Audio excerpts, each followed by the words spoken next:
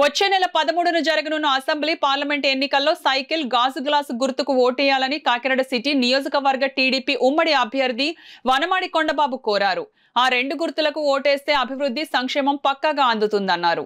కాకినాడ కార్పొరేషన్లోని 8వ డివిజన్లో వనమాడి కొండబాబు ఎన్నికల ప్రచారం నిర్వహించారు. అడుగడుగునా మహిళలు వనమాడి కొండబాబుకు హారతులు పట్టి స్వాగతం పలికారు.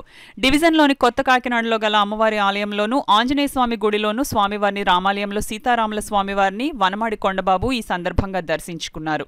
డివిజన్లో జనసేన పార్టీ శ్రేణులు కూడా పెద్ద సంఖ్యలో పాల్గొని వనమాడి కొండబాబుకు స్వాగతం పలికారు. ఈ సందర్భంగా వనమాడి కొండబాబు మాట్లాడుతూ, కాకినాడ అభివృద్ధికి గత 5 ఏళ్లలో రాష్ట్ర ప్రభుత్వం నుంచి ఒక్క పైసా తేలేదన్నారు. ఇంటి పనులు, చెత్త పనులు పెంచి నగర ప్రజలు నడ్డి విరిచారన్నారు.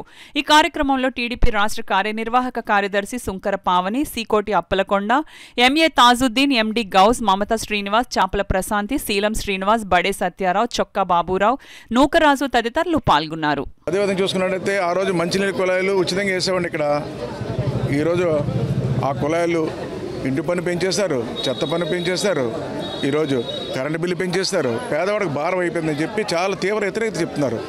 కొండబాబు మళ్ళీ మీ ప్రభుత్వం రావాలి, మీరు నెగ్గాలి అని చెప్పి చాలా మద్దతు ఇస్తున్నారు, ఆశీర్వదిస్తున్నారు. అందరూ కూడా రేపు అధికారంలోకి వస్తున్నాం.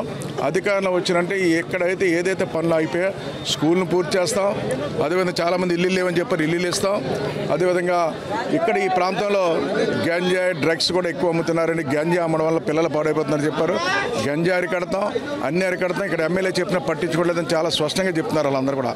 ఎమ్మెల్యేకి ఎన్నోసార్లు కంప్లైంట్ చేసాం, ఇక్కడ గంజాయి అమ్ముతున్నారు, ఆపలేపని చెప్తున్నారు. ఇవన్నీ అరికడతాం, ఒక మంచి పరిపాలన అందిస్తామని ఒక నమ్మకం వాళ్ళు ఉంది రేపొద్దున్న. అందుకే చెప్పాం, ఉమ్మడి అభ్యర్థిగా నేను ఈరోజు ఏదైతే పోటీ చేస్తున్నానో సైకిల్ గుర్తు కొట్టేయండి అమ్మా, ఎంపీ అభ్యర్థికి గ్లాస్ గుర్తు కొట్టేయండి అని చెప్తే అందరు కూడా 2 ఓట్లు వేస్తాం బాబు, నెగ్గిస్తామని చెప్తున్నారు.